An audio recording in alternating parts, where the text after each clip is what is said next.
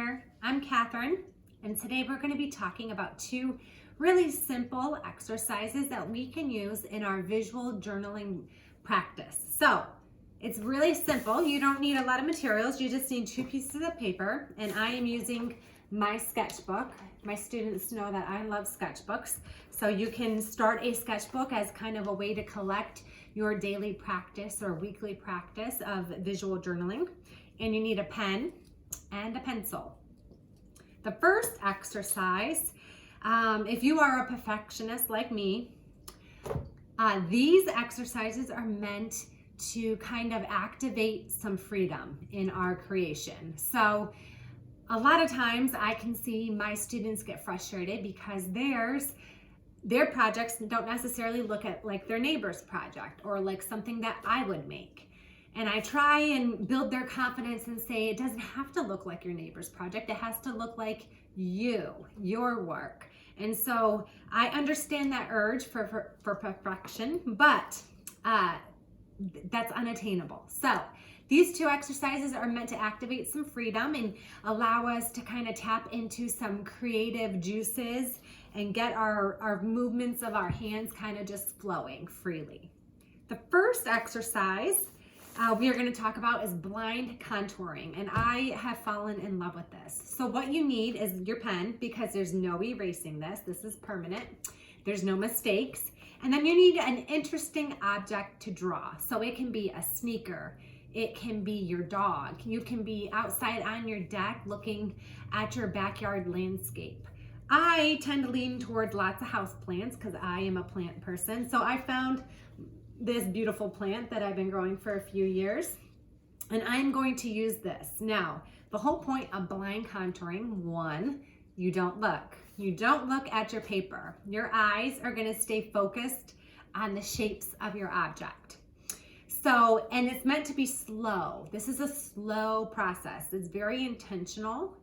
As my eye slowly goes over the shapes, my hand is mimicking or translating what my eye is seeing on my paper. So there's no peeking, and it's one continuous line. So once my pen hits the paper and makes contact, I don't lift it up. So I'm not working at one side and then down at the bottom. It is one fluid, continuous line.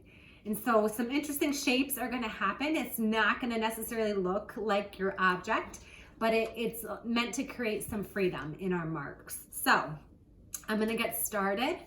So I'm going to start at the top and kind of make my way down so I know where I'm at on my paper. But like I said, no peeking. And maybe set your timer for 5 minutes because you want this to go real slow as your eye moves over your object. Your hand is translating that to the paper. All right, so I am just going to kind of, this plant has lots of curves. And so I am just going to slowly mimic what I'm seeing.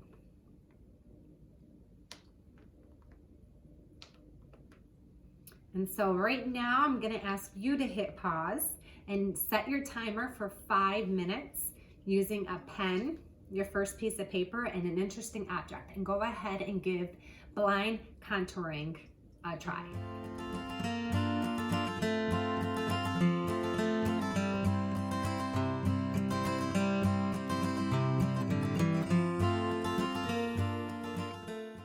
All right, so we have our blind contour drawing done.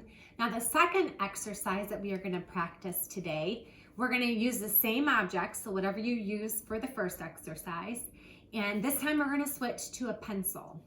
And we are going to draw the same object with what's called a gestural drawing, gesture lines. And what is a gesture line? It is quick, swift marks that gets the basic shape down. So you are allowed to look at your paper, and this is meant to be fast. So think of like some sketches that you see. Michelangelo and Leonardo, they do a lot of gestural lines, lots of sketches. And so this is meant to be sketch and fast and getting the general shapes down. So this one actually is not as slow. Set a timer for just 1 minute, and you can start, I'm going to start with the pot because that's a big solid shape, and then I'm going to kind of mark in some of the other shapes that I see. So I'm gonna move my pencil real fast. You know, you only have a minute to do this, and you're just gonna get some of the big shapes outlined real fast. And again, we're not erasing, but the pencil gives us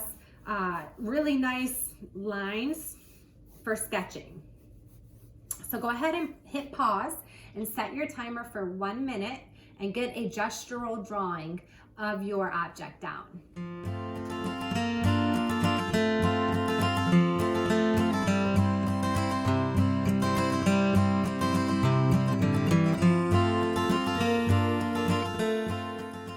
All right, so we did both our blind contour drawing and a gestural drawing with the same object. And like I said in the beginning, this is just a way to activate some freedom in our lines, in our movements, and just get some creative juices going. It's meant to be fun. You can turn on some music. So I have, just gonna show you my gestural drawing. It's real sketchy, lots of lines, getting the shapes in. And then this is actually my blind contour line. And you can see lots of overlaps because I wasn't allowed to peek. You can see they're kind of similar, but the ideas are really different and the outcomes are really different. And then you can, if you wanted to, add a little bit of highlight with some color. I had done that previously with my first attempt at this with a blind contour. I added some watercolor, which just adds a little bit of fun to it if you want to take it to the next level. So I want you guys to maybe pick a second object tomorrow and try it again. I think the more you do it, the more fun it becomes, and just something to kind of kickstart your creative day. So that's it. Let me know if you have any questions, and we'll see you soon.